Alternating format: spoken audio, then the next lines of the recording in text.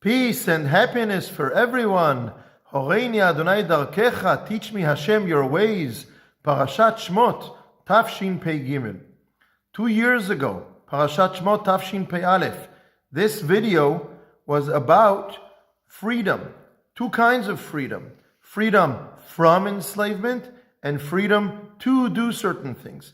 And we spoke about the fact that people in the world are aware and fight for their rights to be free from enslavement, but do they take their freedom do they set a goal where their freedom is going? What are they free to do? And not only what are they free from doing? In a similar way, in the world today, there are two different ways of thinking. Do we think about human rights or about people's responsibility and obligations? There are 2 kinds of speech, 2 ways of thinking, and there are clashes and tensions between them. But the Torah of Hashem in Parashat Shmot shows us how to put the 2 together. Towards the end of Parashat Shmot, finally Moshe and Aaron come to Paro, and what do they say to him? They say to him, Shalach et ami v'yachogu li bamidbar. Let my people go and they shall sacrifice to me in the desert. Or later on in Sefer Shmot, Shalach et ami v'yavduni. Let my people go and they shall worship me. Let my people go is human rights. And they shall worship me, or they shall sacrifice to me, is Am Yisrael's obligations, the obligations of Bnei Israel. What is Paro's response? Lo yadati et Adonai, v'gam et Yisrael lo hashaleach. I do not know Hashem, and I will not let Am Yisrael go. I don't know Hashem, I am not obligated to any God, and I will not let Am Yisrael go. I don't recognize their rights. Earlier on in the parasha, when Moshe and Aaron come to Bnei Israel, they say to them, go and assemble the elders of Israel. Hashem says to Moshe and Aaron, and say to them, Hashem, the God of your fathers, Avraham, Yitzchak, and Yaakov, has appeared to me, saying, I will bring you up out of the affliction of Mitzrayim.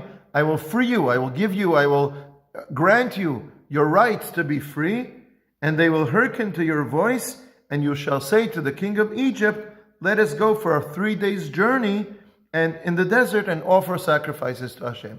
Once again, you will be free and you will have responsibilities and obligations to fulfill the mitzvot that Hashem commands you.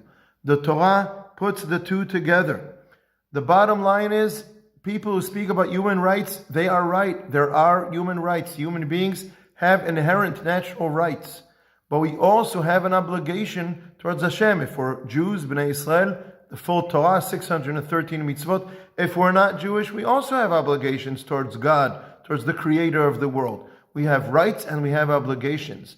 One person's rights are the other person's obligations. The Torah puts the 2 together. Another example of this is the law of Eved Ivri, not here in this parasha, but it's based on Yetziat Mitzrayim.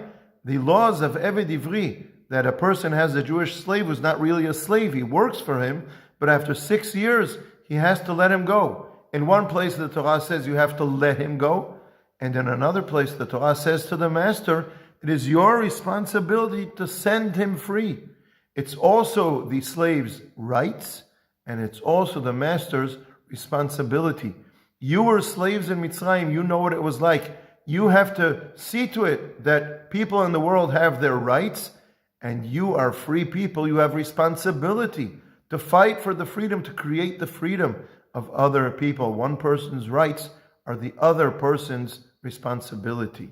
This connection between rights and responsibility and obligations is a special light of the Torah of Hashem.